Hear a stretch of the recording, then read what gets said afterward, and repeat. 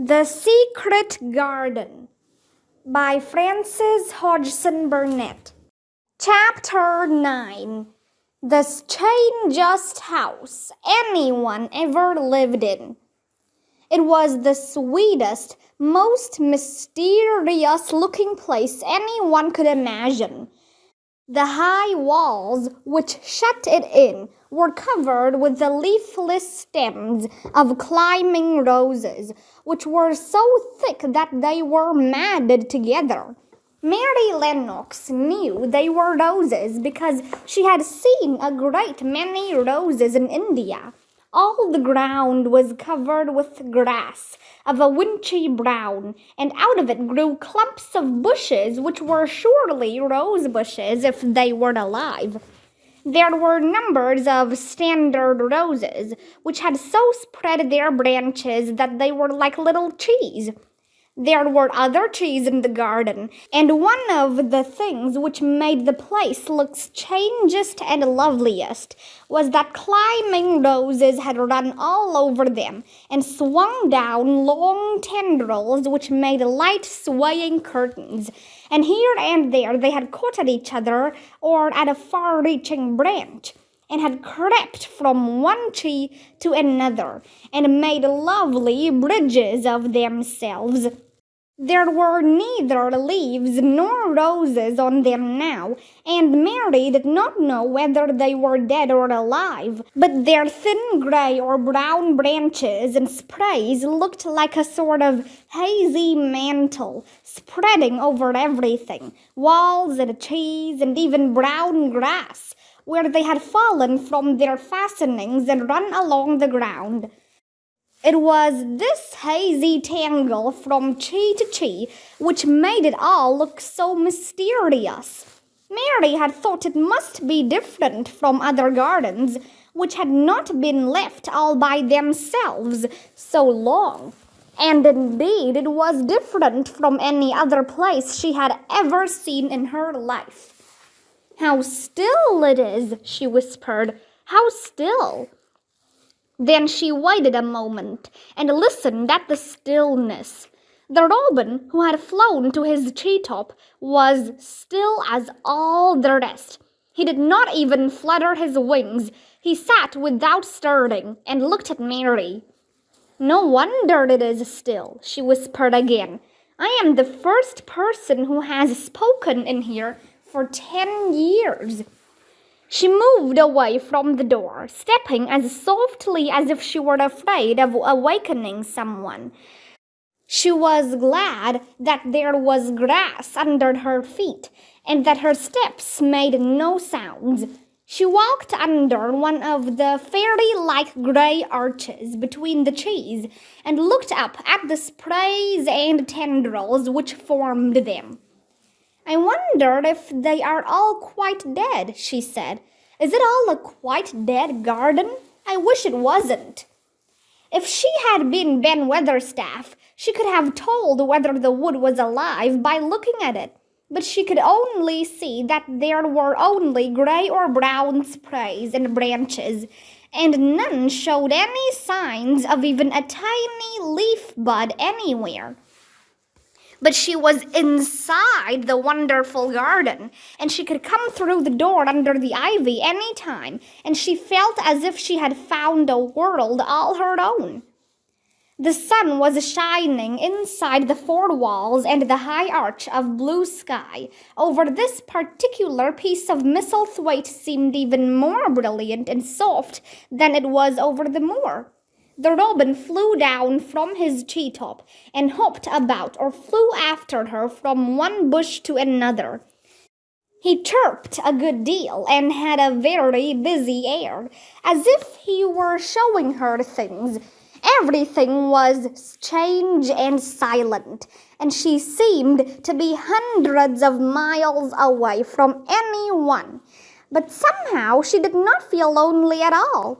All that troubled her was her wish that she knew whether all the roses were dead, or if perhaps some of them had lived and might put out leaves and buds as the weather got warmer.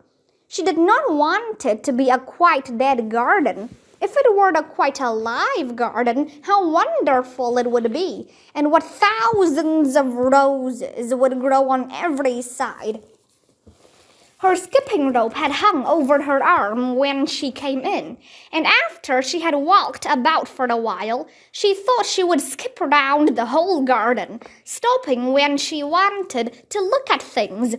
There seemed to have been grass paths here and there, and in one or two corners there were alcoves of evergreen, with stone seats, or tall, moss-covered flower urns in them. As she came near the second of these alcoves, she stopped skipping. There had once been a flower bed in it, and she thought she saw something sticking out of the black earth, some sharp little pale green points. She remembered what Ben Weatherstaff had said, and she knelt down to look at them. Yes, they are tiny growing things, and they might be crocuses or snowdrops or daffodils, she whispered. She bent very close to them and sniffed the fresh scent of the damp earth. She liked it very much. Perhaps there are some other ones coming up in other places, she said. I will go all over the garden and look. She did not skip, but walked. She went slowly and kept her eyes on the ground. She looked in the old border beds and among the grass, and after she had gone round, trying to miss nothing, she had found ever so many more sharp, pale green points, and she had become quite excited again. It isn't a quite dead garden, she cried out softly to herself. Even if the roses are dead, there are other things alive. She did not know anything about gardening, but the grass seemed so thick in some of the places where the green points were pushing their way through that she thought they did not seem to have room enough to grow. She searched about until she found a rather sharp piece of wood and knelt down and dug and weeded out the weeds and grass until she had made nice little clear places around them. Now they look as if they could breathe, she said, after she had finished with the first ones. I am going to do ever so many more. I'll do all I can see. If I haven't time today, I can come tomorrow. She went from place to place and dug and weeded and enjoyed herself so immensely that she was led on from bed to bed and into the grass under the trees. The exercise made her so warm that she first threw her coat off and then her hat, and without knowing it, she was smiling down onto the grass and the pale green points all the time. The robin was tremendously busy. He was very much pleased to see gardening begun on his own estate. He had often wondered at Ben Weatherstaff. Where gardening is done, all sorts of delightful things to eat are turned up with the soil. Now here was this new kind of creature who was not half Ben's size, and yet had had the sense to come into his garden and begin at once. Mistress Mary worked in her garden until it was time to go to her midday dinner. In fact, she was rather late in remembering, and when she put on her coat and hat and picked up her skipping rope, she could not believe that she had been working 2 or 3 hours. She had been actually happy all the time, and dozens of the tiny pale green points were to be seen in cleared places, looking twice as cheerful as they had looked before when the grass and weeds had been smothering them. I shall come back this afternoon, she said, looking all round at her new kingdom, and speaking to the trees and the rose bushes as if they heard her. Then she ran lightly across the grass, pushed open the slow old door, and slipped through it under the ivy. She had such red cheeks and such bright eyes and ate such a dinner that Martha was delighted. 2 pieces of meat and 2 helps of rice pudding, she said. Hey, mother will be pleased when I tell her what the skipping rope's done for thee. In the course of her digging with her pointed stick, Mistress Mary had found herself digging up a sort of white root, rather like an onion. She had put it back in its place and patted the earth carefully down on it, and just now she wondered if Martha could tell her what it was. Martha, she said, what are those white roots that look like onions? They're bulbs, answered Martha. Lots of spring flowers grow from them.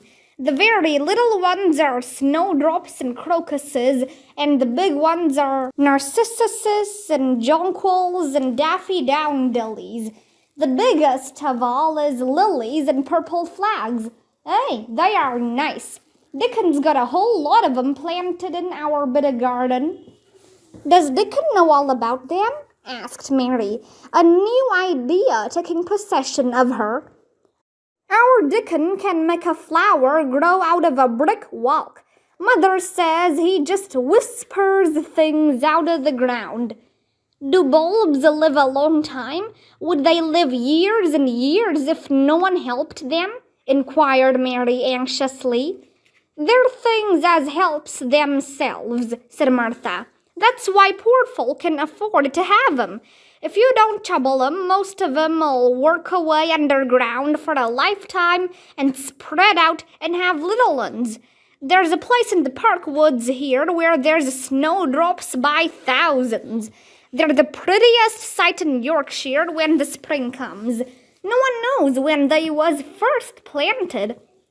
I wish the spring was here now, said Mary. I want to see all the things that grow in England. She had finished her dinner and gone to her favorite seat on the hearthrug.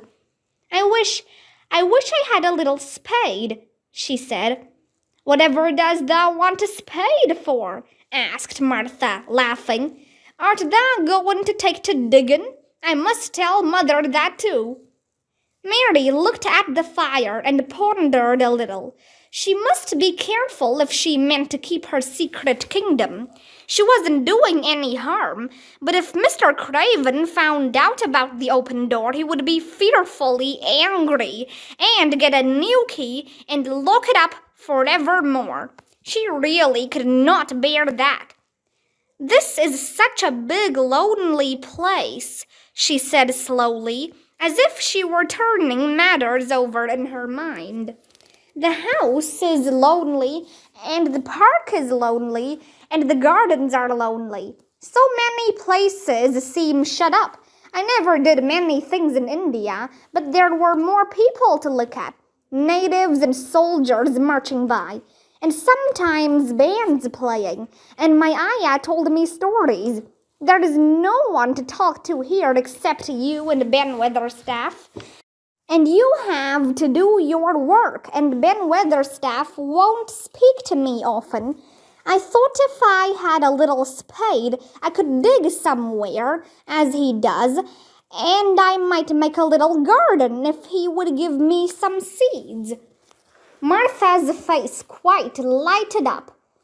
There now, she exclaimed, if that wasn't one of the things Mother said.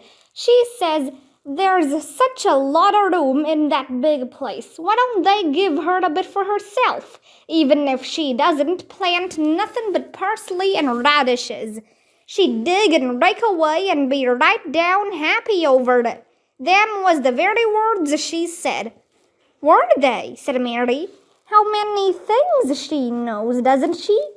Ay, said Martha. It's like she says, a woman as brings up 12 children learns something besides her ABC. Children's good as arithmetic to set you finding out things. How much would a spade cost? A little one, Mary asked. Well, was Martha's reflective answer, at Thwaite village there's a shop or so, and I saw little garden sets with a spade. and a rake and a fork all tied together for 2 shillings, and they was stout enough to work with, too. I've got more than that in my purse, said Mary. Mrs. Mortison gave me 5 shillings, and Mrs. Medlock gave me some money from Mr. Craven. Did he remember thee that much? Exclaimed Martha. Mrs. Medlock said I was to have 1 shilling a week to spend. She gives me one every Saturday. I didn't know what to spend it on. My word, that's riches, said Martha. Thou can buy anything in the world thou wants. The rent of our cottage is only 1 and 3pence, and it's like pulling eye teeth to get it. Now I've just thought of something, putting her hands on her hips. What? Said Mary eagerly. In the shop at Thwaite they sell packages of flower seeds for a penny each, and our Dickon, he knows which is the prettiest ones and how to make 'em grow. He walks over to Thwaite many a day just for the fun of it. Does thou know how to print letters? Suddenly. I know how to write, Mary answered. Martha shook her head. Our Dickon can only read printin'. If thou could print, we could write a letter to him and ask him to go and buy the garden tools and the seeds at the same time. Oh, you're a good girl, Mary cried. You are really. I didn't know you were so nice. I know I can print letters if I try. Let's ask Mrs. Medlock for a pen and ink and some paper. I've got some of my own, said Martha. I bought 'em so I could print a bit of a letter to Mother of a Sunday. I'll go and get it. She ran out of the room, and Mary stood by the fire and twisted her thin little hands together with sheer pleasure. If I have a spade, she whispered, I can make the earth nice and soft and dig up weeds. If I have seeds and can make flowers grow, the garden won't be dead at all. It will come alive. She did not go out again that afternoon because when Martha returned with her pen and ink and paper, she was obliged to clear the table and carry the plates and dishes downstairs, and when she got into the kitchen, Mrs. Medlock was there and told her to do something. So Mary waited for what seemed to her a long time before she came back. Then it was a serious piece of work to write to Dickon. Mary had been taught very little because her governesses had disliked her too much to stay with her. She could not spell particularly well, but she found that she could print letters when she tried. This was the letter Martha dictated to her. This comes hoping to find you well as it leaves me at present. Miss Mary has plenty of money, and will you go to Thwaite and buy her some flower seeds and a set of garden tools to make a flower bed? Pick the prettiest ones and easy to grow because she has never done it before and lived in India, which is different. Give my love to Mother and every one of you. Miss Mary is going to tell me a lot more so that on my next day out you can hear about elephants and camels and gentlemen going hunting lions and tigers. Your loving sister, Martha Phoebe Sowerby.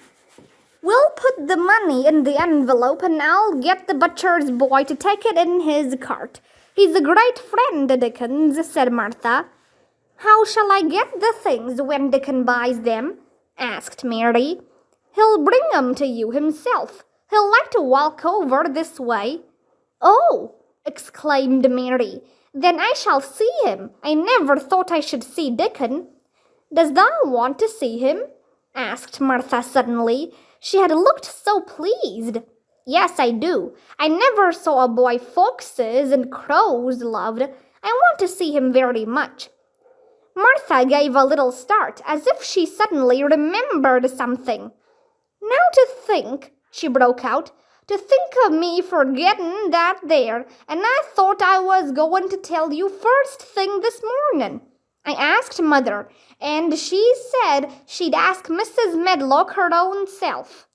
Do you mean Mary began. "What I said Tuesday. Ask her if you might be driven over to our cottage some day and have a bit of Mother's hot oat cake and butter and a glass of milk." It seemed as if all the interesting things were happening in one day. To think of going over the moor in the daylight and when the sky was blue. To think of going into the cottage which held 12 children.